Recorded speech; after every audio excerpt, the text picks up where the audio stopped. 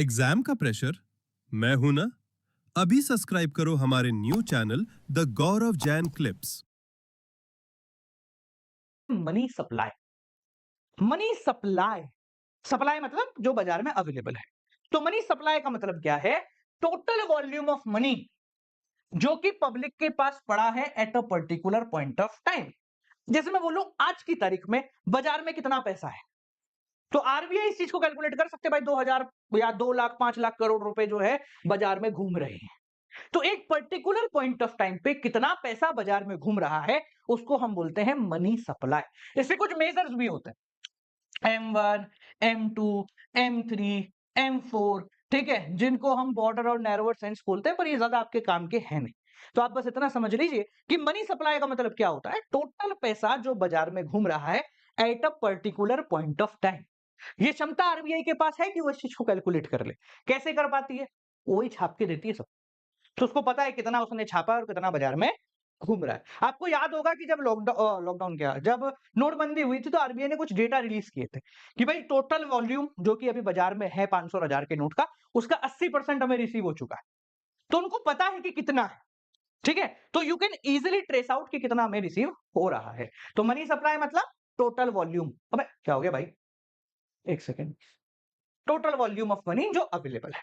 ठीक है, next point जो आपको याद रखना है, एक नंबर में क्वेश्चन आने की संभावना बहुत ज्यादा है, जिसको हम बोलते हैं फेट मनी या फिर इमरजेंसी मनी। देखो, जिन लोगों को नहीं पता मैं बता देता हूं, नोट छापने की मशीन भारत में है ना, हम नोट खुद के छाप सकते हैं, पर नोट ऐसा ही नहीं छपते। ये मान लो हमारा है रिजर्व बैंक ऑफ इंडिया, जिसके पास नोट छापने की ताकत है।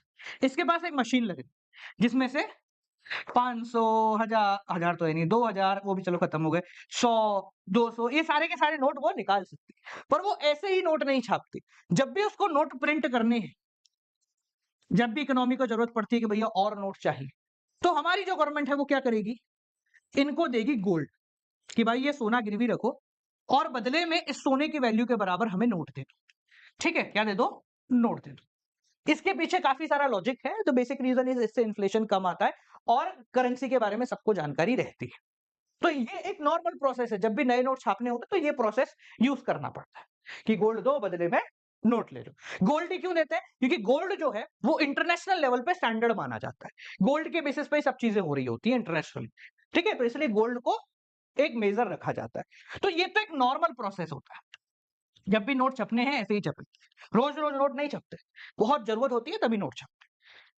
बट कभी कभी क्या होता है, इकोनॉमी में महामारी आ जाती है। कभी कभी ऐसा होता है कि यार बहुत ज्यादा गरीबी आ गई, पैसे की जरूरत है, इकोनॉमी में पैसा डालना है जिससे एकदम से इकोनॉमी वापस बढ़ जाए। वो तो ना कभी भाई व्यक्ति जो है वो बिल्कुल खत्म ही हो गया, मृत्यु में ही जा रहा है, वो निबट ही रहा है, तो डॉक्टर एक ऐसा स्टेरॉइड का इंजेक्शन लगाता है जिससे वो एकदम से पंप मिलता है उसकी बॉडी को। सेम गोज विद इकोनॉमी, जब इकोनॉमी बिल्कुल डाउन हो रही होती है तो ये पंप हम एक्स्ट्रा मनी इकोनॉमी में डाल देते हैं, जिससे वापस हो सकता है शायद इकोनॉमी चल जाए।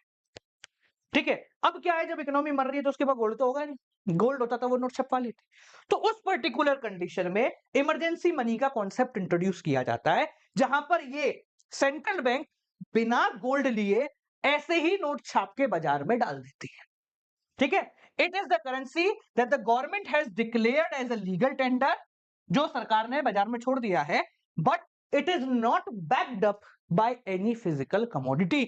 यानी इसको बनाने के लिए कोई भी फिजिकल कमोडिटी गिरवी नहीं रखी गई है, गोल्ड नहीं दिया गया है, ऐसे ही नोट छाप लिए ताकि अभी तो काम चल जाए।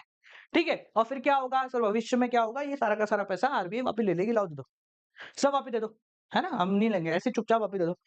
समझ में आ गया? तो ये कहलाती है फेट मनी, इमरजेंसी मनी। अभी जैसे आपने देखा कि पाकिस्तान में बहुत ज्यादा डेफिसिट हो गया था कुछ समय पहले, ऐसी हालत हो गई थी कि बस खत्म, Pakistan economy collapse collapse collapse. फिर उन्होंने बाहर से पैसा लिया और इकोनॉमी में डाल दिया। ठीक है, वो उन्होंने कहीं से लोन लेके इकोनॉमी में डाल दिया, भैया लो अभी तो काम करो। तो ये क्या है? ये एक बूस्टर डोज की तरह काम करता है इकोनॉमी को संभालने के। समझ में आ गया?